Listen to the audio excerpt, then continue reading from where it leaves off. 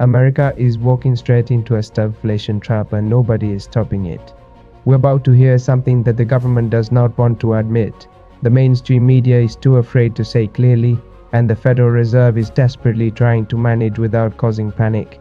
The American economy right now is showing every single classic warning sign of stagflation, and the window to stop it is closing fast. Most Americans have never lived through true stagflation. The last time it happened was the 1970s and it was devastating. Prices rose every single month, jobs disappeared, the economy stagnated, and the government had almost no tools left to fight it, because the very weapons they use to fight inflation make unemployment worse, and the weapons they use to fight unemployment make inflation worse. Stagflation is the economic trap that every government fears most because once you are inside it, there is no easy way out. So what exactly is stagflation? It is a deadly combination of three forces hitting the economy at the same time. High inflation that refuses to come down, slow or stagnant economic growth, and rising unemployment. Under normal economic conditions, these forces do not appear together. When the economy slows down, inflation usually falls because people spend less money. When inflation is high, the economy is usually growing because people are spending. But stagflation breaks those rules. It is the economic equivalent of having a fever and hypothermia at the same time. Every treatment for one condition makes the other worse. Right now in America, all three conditions are aligning in a way that should alarm every single person watching this. Inflation has remained stubbornly above the Federal Reserve target for years. Economic growth is slowing with GDP numbers coming in far below expectations. And the job market, while still holding on the surface, is beginning to show cracks with layoffs rising in key sectors and job creation slowing month after month. This is not a prediction about the future. This is a description of what is happening right now, today in the American economy. The roots of the current stagflation risk go back to decisions made over the past several years.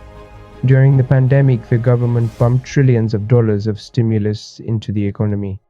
That money was necessary to prevent a complete collapse, but it also planted the seeds of the inflation problem we are living with today. At the same time, global supply chains were shattered. Factories in Asia shut down. Shipping routes were disrupted. The flow of goods that the American economy depends on ground to a halt. And when supply chains broke down while money was flooding the economy, the result was inevitable. Too many dollars chasing too few goods. That is the textbook definition of inflation. But here is where the current situation becomes truly dangerous. The supply chain problems never fully healed, and now new threats are making them worse. Tariffs and trade restrictions are being layered onto an already fragile global trading system. The cost of importing goods is rising. American businesses that depend on foreign components and materials are being squeezed, and those costs are being passed directly to American consumers in the form of higher prices. So the supply side of the inflation problem is getting worse at exactly the same moment that the Federal Reserve is trying to slow demand by raising interest rates. The result is an economy that is simultaneously getting more expensive to live in and harder to make a living in. The Federal Reserve is trapped. When inflation is high, the normal response is to raise interest rates. Higher rates make borrowing more expensive. Businesses invest less. Consumers spend less. The economy slows down. Demand falls. And eventually prices come down. That is the theory. But when the inflation is driven not by too much demand but by supply chain disruptions and tariff-driven cost increases, raising interest rates does not fix the problem. It just slows the economy without reducing prices. The Federal Reserve can crush demand by making money extremely expensive to borrow, but it cannot print more computer chips or build more container ships or negotiate away tariffs. So rates go up, the economy slows down, people lose jobs, but prices stay high. That is stagflation. The American worker is already feeling this in ways that do not show up clearly in official statistics. Real wages, which means what your paycheck actually buys after accounting for inflation, have been falling or stagnating for most workers. We might be earning more dollars than you were 3 years ago, But those dollars buy less food, less housing, less gasoline, less of everything. The grocery store is the most visceral daily reminder of this reality. The items that fill an average American shopping cart cost dramatically more than they did just a few years ago. And for working class and middle class families who spend a large percentage of their income on food and energy, these price increases are not an abstract economic statistic. They are a daily calculation about what you can afford and what you have to cut. Housing is another area where stagflation dynamics are creating enormous stress for ordinary Americans. Rising interest rates have made mortgages dramatically more expensive. A family that could afford to buy a home 2 years ago at a 3% mortgage rate cannot afford the same home today at 7%. So people cannot buy homes. But they also cannot find affordable rentals because demand for rentals has surged as people are locked out of the purchase market. The result is that housing costs, whether you lend or own, are consuming an ever larger share of American household budgets. And when housing and food and energy together take up most of what a family earns, there is nothing left over. No savings, no investment, no cushion for emergencies. The financial fragility of the American middle class is reaching a breaking point. The small business sector, which is the true engine of American employment, is under enormous pressure.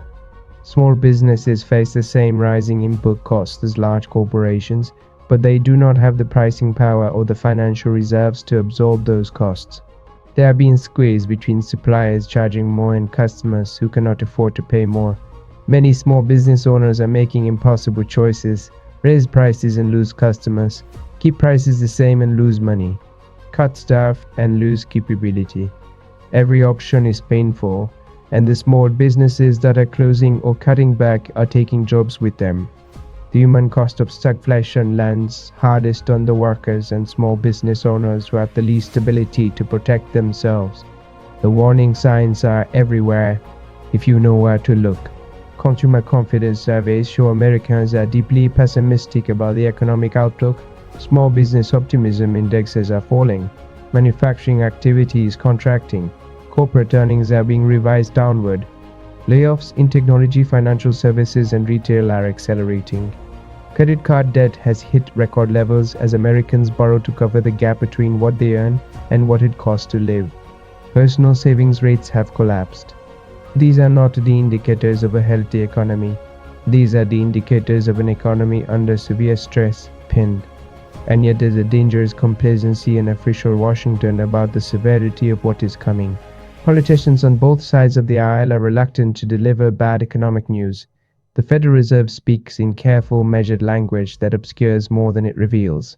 The mainstream financial media focuses on daily stock market moves while missing the bigger structural picture. There is no prominent public figure standing up and saying clearly and directly that America is entering a stagflationary period and that we need an honest national conversation about how to address it. The silence is itself a danger signal. The 1970s stagflation offers important lessons, but also important differences from today. In the 1970s, the primary driver was the oil price shock caused by the Arab oil embargo. Energy prices spiked, production costs rose across the entire economy, and the Federal Reserve made the situation worse by initially trying to maintain full employment rather than fight inflation aggressively.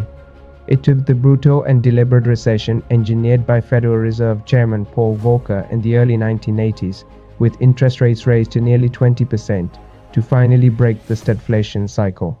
That cure was extraordinarily painful. Unemployment hit 10%, businesses fell in enormous numbers, families lost homes, an entire generation of Americans experienced financial devastation.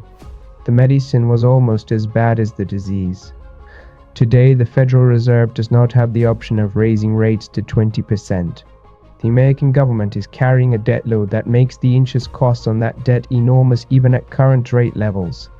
If rates were raised to Volcker-era levels, the interest payments on the national debt alone would consume a ruinous share of the federal budget. Banks holding long-term bonds would face catastrophic losses. The housing market would completely freeze.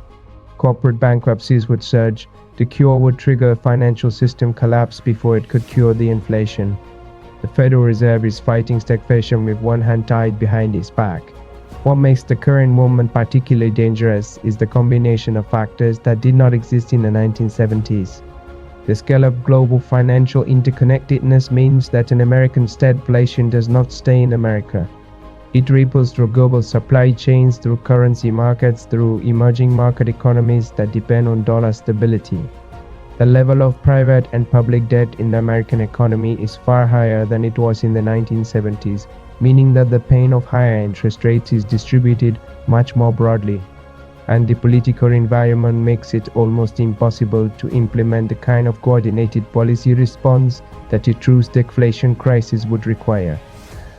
The average American family is not equipped for what stagflation does to household finances over a sustained period. Stagflation erodes purchasing power continuously and relentlessly. Every month your savings buy a little less. Every month the gap between what things cost and what you earn widens a little more. The psychological toll of this constant erosion is enormous. People feel financially unstable even when they have jobs, because the cost of everything is rising faster than their income. That financial anxiety changes behavior. People stop spending on discretionary items. Business revenues fall. They cut staff, unemployment rises, and as unemployment rises, consumer spending falls further. The stagflation spiral tightens. There are things that could be done to reduce the stagflation risk, but they require political courage and economic honesty that are in extremely short supply right now. Trade policy needs to be stabilized. The uncertainty created by unpredictable tariff changes is itself an economic poison that discourages investment and disrupts supply chains. Supply-side investments in American production capacity, energy infrastructure and workforce training could help address the structural cost pressures that are driving inflation. Fiscal discipline that reduces the pressure of monetary policy would give the Federal Reserve more room to maneuver. But each of these steps requires difficult choices that powerful political interests will resist. The most important thing to understand about stagflation is that it is far easier to prevent than to cure. Once an economy is fully trapped in a stagflationary cycle, the options for escape are all painful. There is no soft landing from stagflation. There is no painless adjustment. The historical record is clear. Stagflation ends either through a deliberately engineered recession that causes enormous economic suffering, or through a prolonged period of stagnation that slowly grinds down living standards over years or even decades. Neither outcome is acceptable for the American people. The window to act is still open, but it is closing. The decisions made in the next 12 to 18 months by the Federal Reserve, by Congress, by the executive branch, and by American businesses will determine whether the stagflation risk becomes a stagflation reality. History will judge whether the people in positions of responsibility today had the courage and the wisdom to confront this threat honestly and directly, or whether they chose the comfortable path of denial and delay until the trap closed completely around the American economy. Shh.